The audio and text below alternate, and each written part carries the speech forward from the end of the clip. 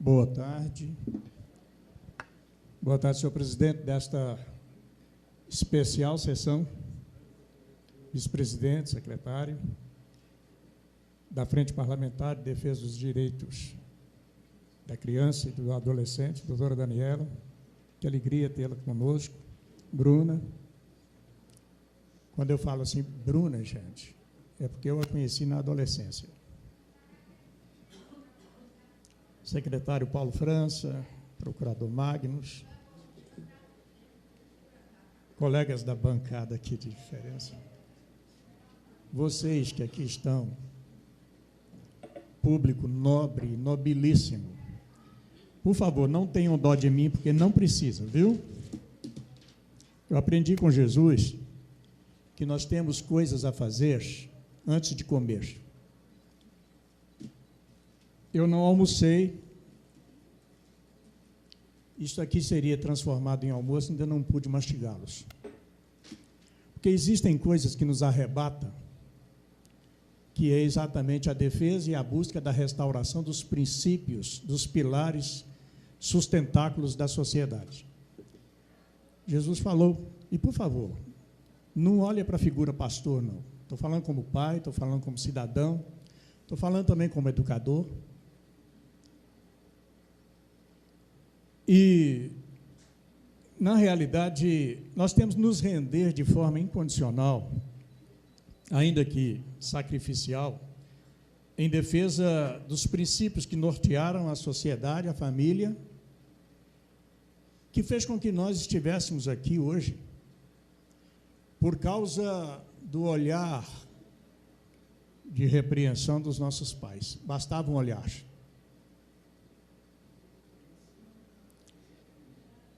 Questão de laicidade do país. Laicidade não significa pôr Deus para fora dos nossos segmentos. Laicidade significa, me perdoe, eu sei que vocês sabem muito bem, mas a gente, para falar e fazer o nexo dos raciocínios, é necessário que mencionemos. Laicidade significa exatamente o Estado não interferir na liberdade de expressão, na liberdade de fé, na liberdade de ir e vir, enfim, respeitar os direitos individuais. E principalmente relacionado às questões espirituais. Se me permitem, um dos elementos que mais destrói a sociedade é a religião. O pastor ficou doido. Fiquei não.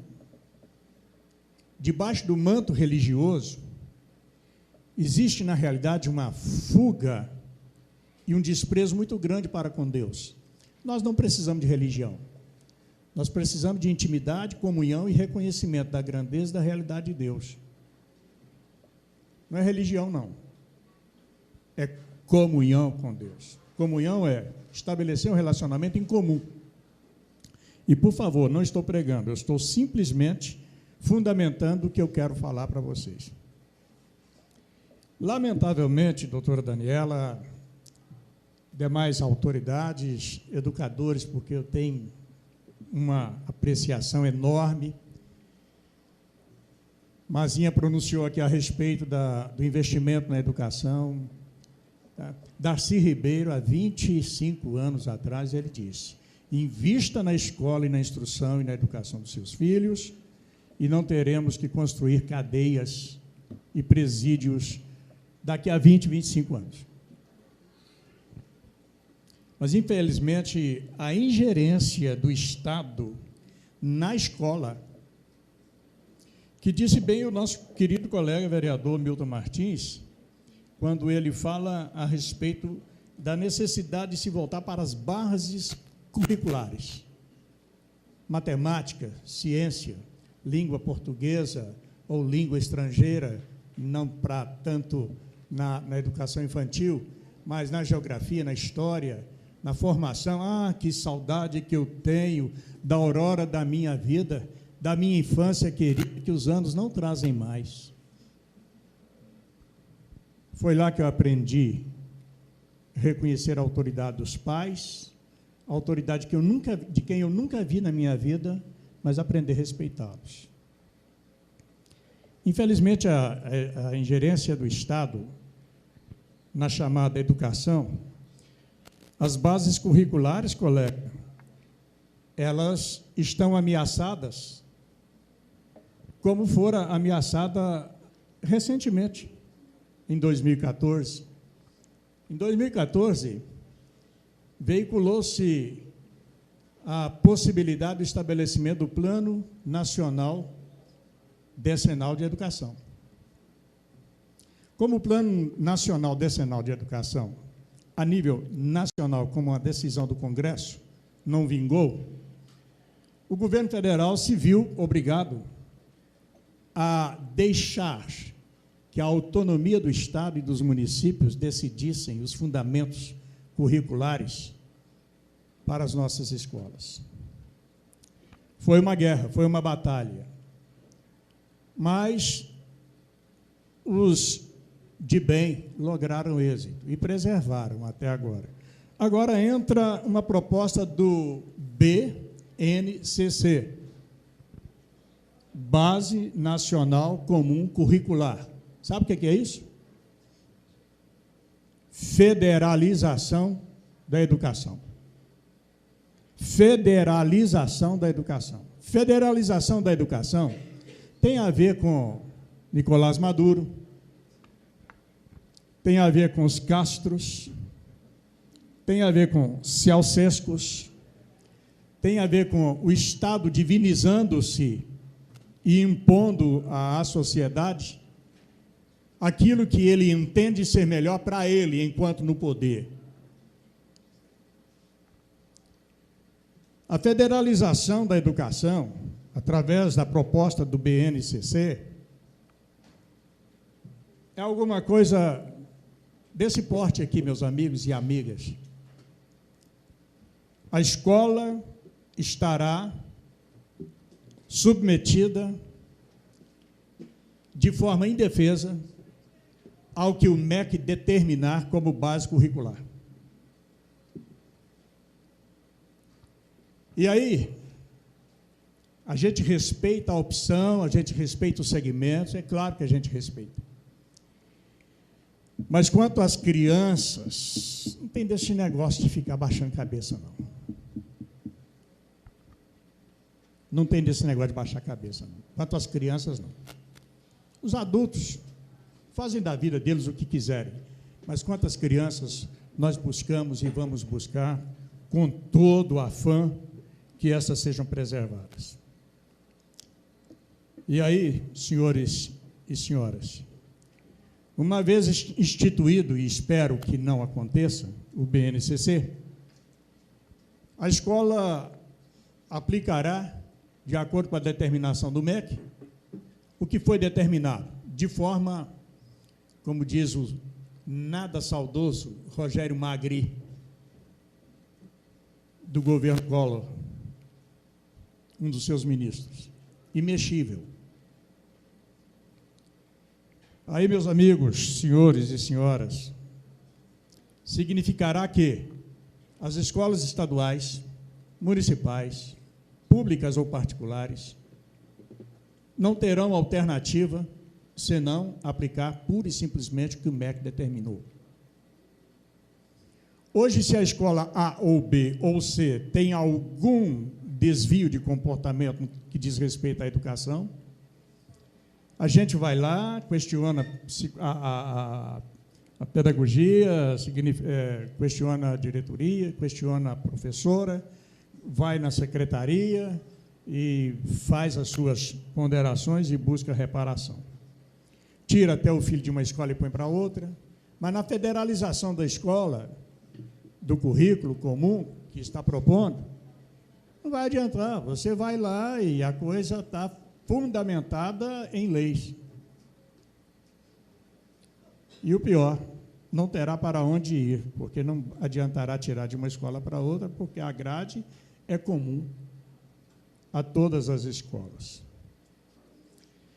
Com relação a essa institucionalização e lamentável publicidade assoberbada. Os senhores viram essa semana o Queer Museu? Queer Museu? O Espaço Cultural Santander Cultural, Queer Museu. Sabe o que quer dizer queer? Quer dizer estranho. Museu estranho. Apologia à pornografia, apologia à pedofilia, apologia à zoofilia. E ainda uma assinte com símbolos religiosos. Aí, amigos, como cidadãos comuns que nós somos,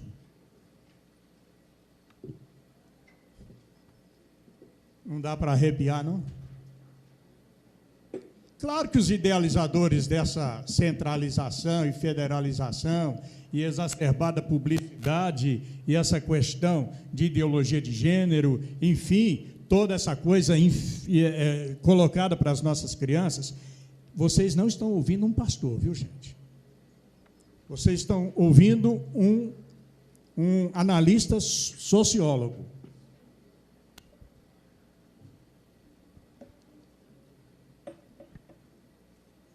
Que coisa! Por que nós não... ô Judith Butler. Judith Butler, a mulher que determinou que o homem não nasce, homem e mulher. Que a construção da sua identidade sexual se fará no curso da sua existência e da sua vida. Você é pai? Você é mãe? Não tem bebê, então não é comigo. Que se dane o resto.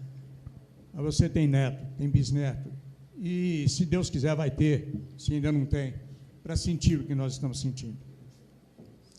Mas é muito importante, a gente deveria pensar na biologia, a gente devia pensar na fisiologia e a gente precisava pensar na anatomia. Por que nós não apelamos para as ciências biológicas? Para entendermos a anatomia e entendermos fisiologia. Mas não. Hoje é culto ao sexo. Culto ao sexo. Culto ao sexo. Não estou falando de homoafetividade, não.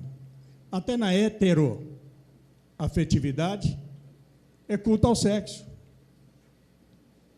Entrou na cabeça das pessoas que precisa cultuar animalescamente o sexo. Por favor, hein? Olhem para mim. Eu tenho uma esposa, tenho 2 filhos, eu sou normalíssimo. Com 66 anos de idade e bastante nutrido, graças a Deus. Mas, na realidade, essa apologia ativista, isso aqui está desgraçando tudo, doutor Daniel. Essa apologia desse ativismo de institucionalização, financiamento, o governo federal deu R$600 mil para o Queer Museu.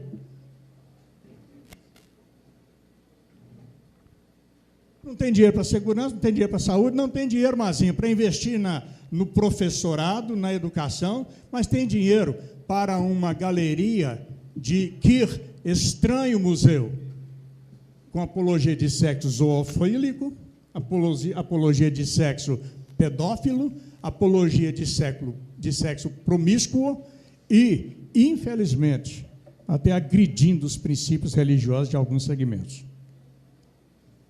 Estou terminando, senhor presidente. Se o tempo não precisasse ser limitado. Me permita agora invocar minha condição de pastor. Pastor, político e microfone. Pastor, político e microfone não pode se juntar, gente, porque senão... Mas eu respeito vocês, eu vou ser o mais rápido possível para encerrar aqui, gente. Conselho Municipal de Defesa da Criança e Adolescente. O senhor invocou-os aí, não tem nenhum representante aqui.